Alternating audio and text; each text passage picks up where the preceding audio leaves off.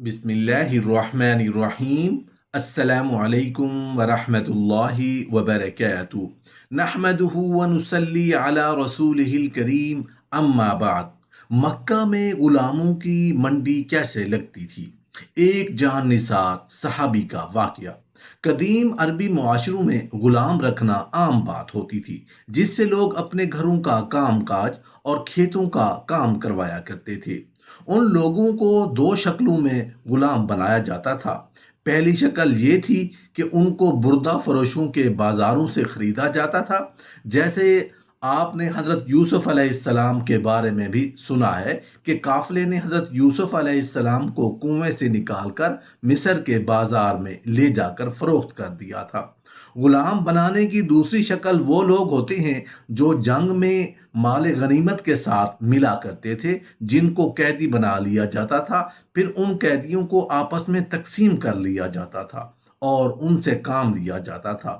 ایسے ہی جوان میں خواتین ہوتی تھیں اور ان کو لونڈی کہا جاتا تھا، اور ان سے گھروں کے کام لیے جاتے تھے، یعنی ان کو گھروں کے کام کرنے پر معمور کر دیا جاتا تھا۔ تیسری شکل یہ ہوتی تھی کہ امیر لوگ کسی کو تحفے میں دیتے تھے۔ ان میں سے سب سے قیمتی کوئی تحفہ جو ہوتا ہے وہ خوبصورت یا طاقتور غلام یا لونڈی ہوتی ہے۔ عرب میں غلاموں کی منڈی لگی ہوئی تھی۔ خریدار غلام خرید رہے تھے اور فروخت کرنے والے بلند آواز میں گاہکوں کو متوجہ کر رہے تھے۔ منڈی میں ہر رنگ، نسل اور ہر عمر کا غلام موجود تھا۔ یہ عرب کی مشہور جگہ تھی جس میں دو دروازے سے غلام بکنے کے لیے آتے تھے، اور خریدار بھی بڑی تعداد میں منڈی کا رخ کرتے تھے۔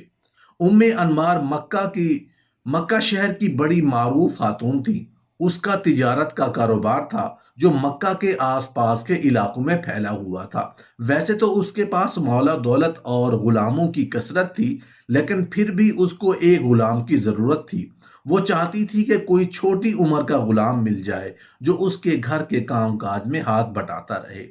غلام کی ضرورت ہی اسے منڈی میں کھینچ لائی۔ منڈی میں بہت سے غلام موجود تھے۔ بیچنے والے اپنے اپنے غلاموں کو قطار میں کھڑا کر کے آوازیں لگا رہے ہیں، اور خریدار غلاموں کو دیکھتے چلے جا رہے ہیں، اور فروخت کرنے والوں سے غلام کے کام اور علاقے کے متعلق پوچھ رہے تھے۔ انمار بھی قطار در قطار کھڑے غلاموں کو دیکھتی جا رہی تھی۔ ایک جگہ پہنچ کر رک گئی۔ اس کا چہرہ مسرت سے دمک اٹھا۔ جس چیز کی تلاش میں تھی وہ اسے مل گئی۔ اس کے سامنے ایک صحت مند بچہ کھڑا تھا۔ بچے کے چہرے سے شرافت کا نور ٹپک رہا تھا۔ بچہ ابھی بلوغت کی عمر کو نہیں پہنچا تھا۔ اس کے کھیل کود کے دن تھے، مگر وہ غلام تھا، منڈی میں بکنے کے لیے کھڑا تھا۔ پہلی ہی نظر میں بچہ انوار کے دل کو لگا۔ پسند آتے ہی اس نے مالک سے بات کی، قیمت طے ہوئی اور وہ ادائیگی کر کے بچے کو گھر لے آئی۔ تمہارا نام کیا ہے؟ گھر پہنچتے ہی انمار نے بچے سے پوچھا۔ خباب، بچے نے جھجکتے ہوئے جواب دیا۔ تمہارے باپ کا نام؟ عرت۔ کہاں سے آئے ہو؟ نجد سے۔ کیا تم عربی ہو؟ ہاں۔ کس قبیلے سے تعلق ہے؟ بنو تمیم سے۔ پھر تم غلام کیسے بن گئے؟ خباب کی آنکھوں میں اداسی چھا گئی۔ اسے اپنے بچپن کے حسین دن یاد آ گئے جب وہ اپنے ہم عمر بچوں کے ساتھ کھیلا کرتا تھا، ماں باپ اور بہن بھائیوں میں خوش رہتا تھا۔ وہ آزاد تھا، جو چاہتا کہتا، جو پسند آتا وہ کرتا۔ تم مکہ کے سوداگروں کے ہاتھ کیسے آئے اور یہاں میں کیسے پہنچے؟ انمار نے دوبارہ پوچھا تو خباب خیالات کی دنیا سے باہر آ گیا۔ انمار کے سوال پر اس نے ایک سرد آہ بھری، پھر دکھی لہجے میں بولا، کچھ عرصہ پہلے کی بات ہے۔ بنو تمیم کے جس محلے میں ہم رہتے تھے، عرب کے کچھ لٹیروں نے اس محلے پر حملہ کر دیا۔ ڈاکوؤں نے گھروں میں موجود تمام سامان لوٹا، مردوں کو قتل کر دیا، عورتوں اور بچوں کو قید کر کے اپنے ساتھ لے گئے۔ میں جس ڈاکو کی قید میں تھا اس نے مجھے ایک آدمی کے ہاتھ بیچ دیا، اور میں آزاد آدمی سے غلام بن گیا۔ جس آدمی نے مجھے خریدا اس نے کچھ دیر اپنے پاس رکھا، پھر اگلے آدمی کے ہاتھ بیچ دیا۔ اسی طرح بکتے بکاتے میں اس منڈی میں پہنچ گیا، اور آج آپ مجھے خرید کر لے آئی ہیں۔ انمار نے خباب کی درد بھری کہانی سنی تو اداس ہو گئی۔ خباب کی عمر چھوٹی تھی، چھوٹی عمر میں ہی اس نے بہت دکھ درد سہے اور کئی افراد کی غلامی میں رہ کر بہت کچھ سیکھ لیا۔ اس میں صلاحیت تھی اور وہ کچھ کرنے کا عزم بھی رکھتا تھا۔ انمار نے اس کی صلاحیتوں کو بھاپ کر اپنا ارادہ بدلا اور گھر کا کام کروانے کی بجائے اسے مکہ کی مشہور اسلحہ ساز آدمی کا شاگرد بنا دیا۔ وقت گزرتا گیا اور خباب آہستہ آہستہ اسلحہ سازی میں مہارت حاصل کرتا رہا۔ پھر ایک روز وہ بھی آیا کہ خباب ایک ماہر اسلحہ ساز بن گیا۔ لوگ دکان پر آ کر اس کی تلواریں دیکھتے اور پسند کرتے تھے۔ جب اسے تلوار بنانے میں اس قدر مہارت ہو گئی کہ وہ اکیلا کام کر سکتا تھا اور عرب میں اس کی تلواریں بھی مشہور ہو گئی، تو انمار نے اس بازار میں ایک دکان کرائے پر لی اور خباب کو اس دکان پر تلوار بنانے اور بیچنے کا کام سونپ دیا۔ انمار نے جس خباب کو چھوٹی عمر میں منڈی سے خریدا تھا، اب وہ جوانی کی حدوں کو چھونے لگا اور مکہ میں اس کی شہرت دن بدن پھیل رہی تھی۔ ایک روز خباب دکان پر ہی تھا کہ اس کے پاس قریش کا ایک آدمی آیا۔ اس نے کہا، خباب، سنا ہے بنو ہاشم کے ایک نوجوان نے نبی ہونے کا دعویٰ کیا ہے، کیا واقعی ایسا ہے؟ خباب نے بے یقینی کی کیفیت میں پوچھا، ہاں، بڑی عجیب باتیں کرتا ہے کہ یہ بت کسی کو کوئی نفع یا نقصان نہیں دیتے، سب کام اللہ کرتا ہے جو آسمانوں پر ہے۔ اس نے سب کو پیدا کیا، لہٰذا بتوں کی بجائے اس اکیلے اللہ ہی کی عبادت کرنی چاہیے۔ خباب نے قریش کے نوجوان کو کچھ جواب تو نہ دیا، البتہ دل میں یہ ارادہ کر لیا کہ میں اس آدمی سے ضرور ملوں گا۔ یہ تو بڑی حکمت کی باتیں ہیں۔ اسی شام خباب نے دکان بند کی تو انمار کی گھر جانے کی بجائے سیدھے اس جگہ پہنچے جہاں رسول اللہ صلی اللہ علیہ وآلہ وسلم اپنے اصحاب کے ساتھ بیٹھے ہوئے تھے۔ خباب چپ چاپ چھوٹی سی مجلس میں بیٹھ گئے اور باتیں سننے لگے۔ انہیں وہاں بیٹھے زیادہ دیر نہ گزری تھی کہ رسول اللہ صلی اللہ علیہ وآلہ وسلم کی باتوں نے اپنا اثر دکھانا شروع کر دیا۔ دین اسلام کی سچی باتیں دل میں گھر کر گئیں تو وہ مجلس میں سے اٹھے اور پکار کر کہا، میں گواہی دیتا ہوں کہ اللہ کے سوا کوئی معبود نہیں اور محمد صلی اللہ علیہ وآلہ وسلم اللہ کے بندے اور رسول ہے۔ خباب نے اسلام قبول کیا تو اسے چھپانے کی بجائے علل اعلان کہا کہ آج کے بعد میں مسلمان ہوں۔ یہ اعلان بنو خزاعہ کے ایک نوجوان نے سنا تو بھاگم بھاگ انمار کے پاس گیا اور کہا، انمار، تمہیں خبر ہے کہ تمہارے غلام نے کیا کام کیا ہے؟ کیوں، کیا کیا ہے خباب نے؟ خباب بے دین ہو گیا ہے، نوجوان نے بے دھڑک جواب دیا۔ سنتے ہی انمار کا چہرہ غصے سے سرخ ہو گیا۔ انمار اپنے بھائی صبا بن عبد العزا کے پاس گئی اور اسے تمام صورتحال سے آگاہ کیا۔ صبا بھی خباب کے ایمان لانے کی خبر سن کر سیخ پا ہو گیا۔ اس نے وقت تیش سے اٹھا اور خباب کی دکان پر پہنچ گیا۔ خباب، سنا ہے تم بے دین ہو گئے ہو؟ نہیں، ایسی بات تو نہیں ہے، بلکہ میں تو اب دیندار ہوا ہوں۔ حضرت خباب رضی اللہ عنہ نے نرمی سے جواب دیا، کیا تم نے بنو ہاشم کے نوجوان محمد صلی اللہ علیہ وآلہ وسلم کی پیروی نہیں شروع کر دی؟ صبا نے تل ملاتے ہوئے سوال کیا۔ ہاں، یہ بات تو ہے، اصل میں بے دین نہیں ہوا، بلکہ میں تو اللہ وحدہ لا شریک پر ایمان لایا ہوں۔ اب چونکہ میں ایک اللہ کو اپنا اللہ مانتا ہوں، اس لیے میں نے تمام بت بھی پھینک دیے ہیں۔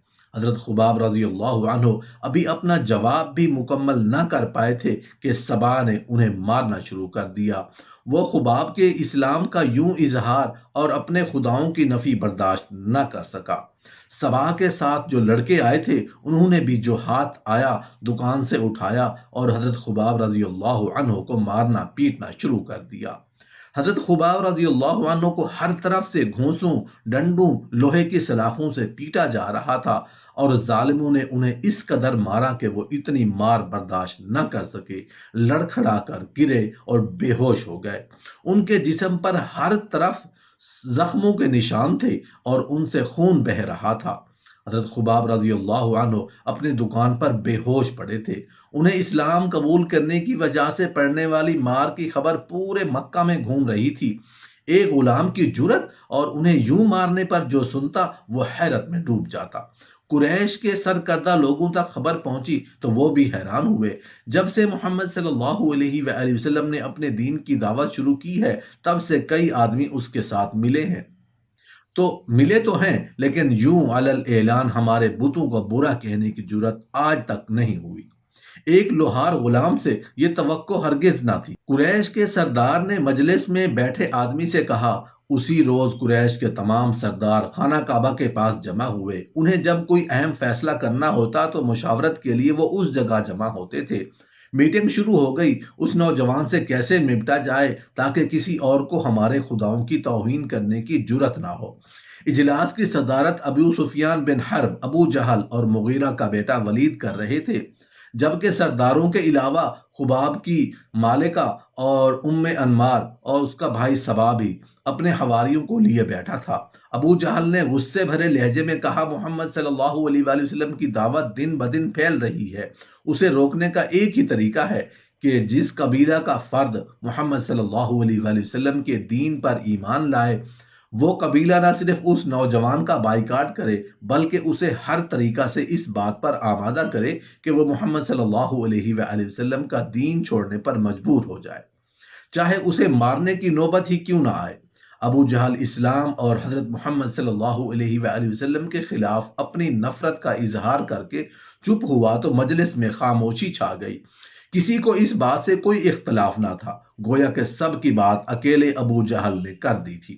جو ہی مجلس ختم ہوئی، فیصلے کے تحت صبا بن عبد العزا نے اپنے قبیلے کے سرکش نوجوانوں کو ساتھ لیا اور حضرت خباب رضی اللہ عنہ کے پاس جا آپ رضی اللہ عنہ روز کی طرح دکان پر بیٹھے تلواریں بنا رہے تھے۔ صبا نے دکان پر جاتے ہی گرجدار آواز میں کہا، خباب ہمارے ساتھ چلو۔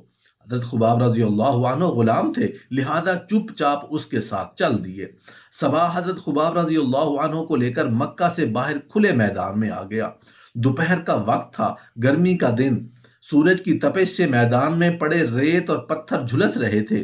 خباب کپڑے اتار دو، صبا نے غصیلے لہجے میں حکم دیا۔ حضرت خباب رضی اللہ عنہ نے قمیض اتار دی۔ یہاں لیٹ جاؤ، صبا نے گرم ریت کی طرف اشارہ کرتے ہوئے کہا۔ حضرت خباب رضی اللہ عنہ چپ چاپ جھلستی ہوئے ریت پر لیٹ گئے۔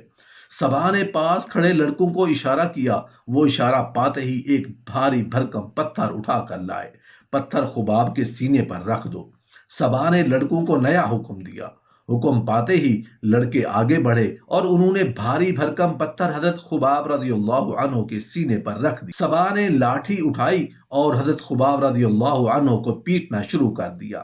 جب تھک گیا تو اس نے لڑکوں کو حکم دیا، وہ بھی بے رحم ہو کر حضرت خباب رضی اللہ عنہ کو پیٹنے لگے۔ آپ رضی اللہ عنہ نیم بے ہوشی کی حالت میں پڑے مار کھاتے رہے۔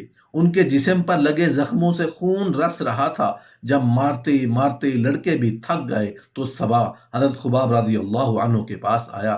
آپ رضی اللہ عنہ زخموں کی تاب نہ لاتے ہوئے کراہ رہے۔ وہ مکروہ ہنسی ہنستے ہوئے بولا، خباب اب بتاؤ محمد صلی اللہ علیہ وآلہ وسلم کے متعلق تمہاری کیا رائے ہے؟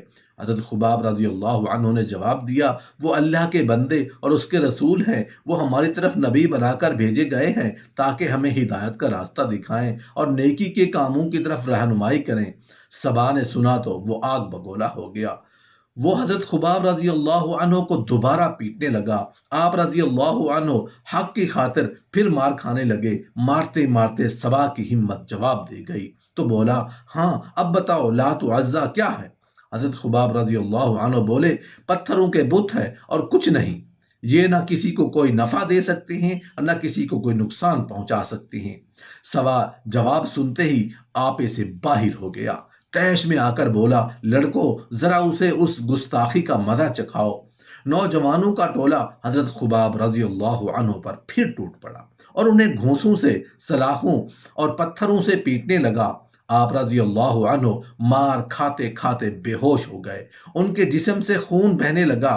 حضرت خباب رضی اللہ عنہ استقامت کا پہاڑ بنے مار کھاتے اور اسلام پر ڈٹے رہے۔ صبا اور قریش مکہ کا یہ روز کا معمول بن گیا۔ سورج جو ہی تپتا اس کی گرمی سے ریت گرم ہوتی۔ صبا حضرت خباب رضی اللہ عنہ کو روز میدان میں لے جاتا اور انہیں گرم ریت پر لٹا کر ان کے سینے پر بھاری بھرکم پتھر رکھتا اور پیٹنا شروع کر دیتا۔ ایک روز حضرت خباب رضی اللہ عنہ اپنی دکان پر بیٹھے ہوئے تھے کہ رسول اللہ صلی اللہ علیہ وآلہ وسلم کا اس بازار سے گزر ہوا۔ حضرت خباب رضی اللہ عنہ بہت خوش ہوئے، دکان سے باہر آئے اور آپ صلی اللہ علیہ وآلہ وسلم سے باتیں کرنے لگے۔ اسی دوران ان کی مالکہ ام انمار ادھر آ نکلی۔